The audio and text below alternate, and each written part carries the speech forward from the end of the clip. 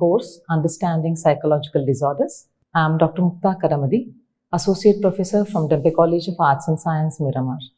I'll be presenting on the topic Major Eating Disorders, Characteristics and Types, Part 1. This topic is from the third unit, that is Common Psychological Disorders.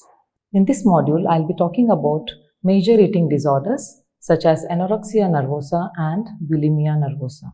At the end of the module, the student will be able to describe the clinical picture of anorexia nervosa, explain the diagnostic criteria for bulimia nervosa, and analyze the difference between anorexia nervosa and bulimia nervosa.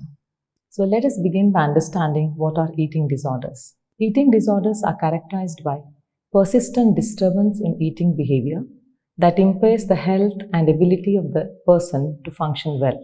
There are three major eating disorders. They are anorexia nervosa, bulimia nervosa, and binge eating disorder. In this module, we'll be covering the first two types of major eating disorders, that is anorexia nervosa and bulimia nervosa. Anorexia nervosa literally means lack of appetite induced by nervousness. However, this definition is a misnomer, mainly because lack of appetite is neither the core feature of this disorder nor necessary condition for diagnosis. Instead, pursuit of thinness is a core feature of anorexia nervosa. Though we think of anorexia nervosa as a modern disorder, it is centuries old, described since 17th century. First known medical account of anorexia nervosa was published by Richard Morton in 1689. But anorexia nervosa was the term introduced by Sir William Gull in 1873. This disorder is a serious eating disorder involving the restriction of food intake, a weight below normal, a fear of gaining weight, a lack of recognition of the seriousness of the current body weight, and a distorted perception of one's own body. The pursuit of thinness is so severe that the individuals here will be relentlessly restricting the food intake, and they become skinny and bony. Despite of that condition, they may perceive themselves as obese and overweight, and they fail to understand the seriousness of the consequence of this low body weight. So these are the DSM-5 criteria for diagnosing anorexia nervosa. The first criterion is restriction of energy intake relative to requirements, leading to significantly low body weight in the context of age, sex, developmental trajectory, and physical health. The second criterion is intense fear of gaining weight or becoming fat, or persistent behavior that interferes with weight gain, even though at a significantly low weight. And the third and last criterion is disturbances in the way in which one's body weight or shape is experienced, undue influence of body weight or shape on self-evaluation, or persistent lack of recognition of the seriousness of the current low body weight. There are two subtypes of anorexia nervosa. One is restricting type, the other one is binge eating and purging type. In both these subtypes, the core feature is pursuit of thinness. However, the difference is regarding the way the minimal body weight is maintained. The difference is the way the low body weight is maintained. In restricting type, weight loss is attained or achieved through dieting, fasting, or excessive exercise. In binge eating and purging type, episodes of overeating will be followed by self-induced vomiting, use of laxatives, diuretics, and enemas. And also, patients will indulge in excessive exercise or fasting. The patients with anorexia nervosa commonly deny having a problem, and they'll be dishonest about their eating patterns and give reasons for exercising or eating behaviors. And obtaining the history of weight, that is highest and lowest weight, and menstruation, especially in females, is important for the clinicians to understand the problem of the person and for the treatment. Now let us move on to the next disorder, that is bulimia nervosa.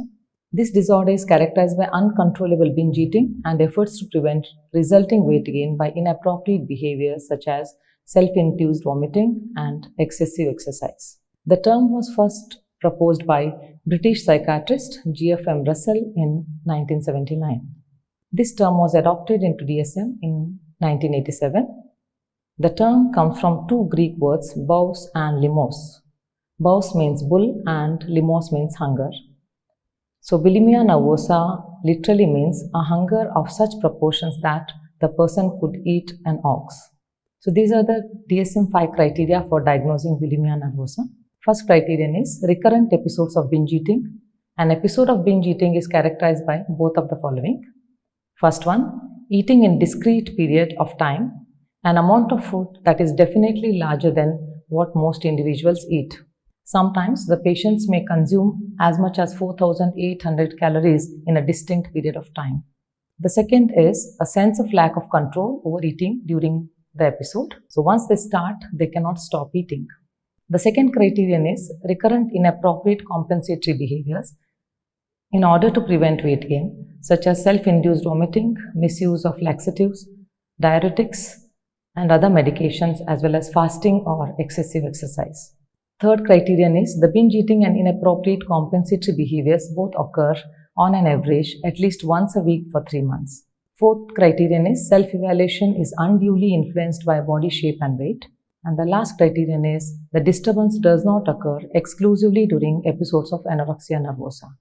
So this particular criterion helps us to distinguish between anorexia nervosa, binge eating and purging type, and bulimia nervosa.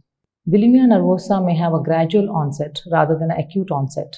Typically, it begins with dieting motivated by the desire to be slender. After initial success, individuals may lose control and may begin to overeat. And also they may start eating forbidden foods like junk food or high cholesterol food. And fear of becoming fat and lack of control over eating leads them to look for ways to overeat without being fat at the same time. This pattern, that is overeating and purging, persists because though they are disgusted by their eating behavior, the purging elevates the fear of weight gaining. People with anorexia nervosa and bulimia nervosa share a common preoccupation with their body shape and weight. However, there are differences between these two disorders.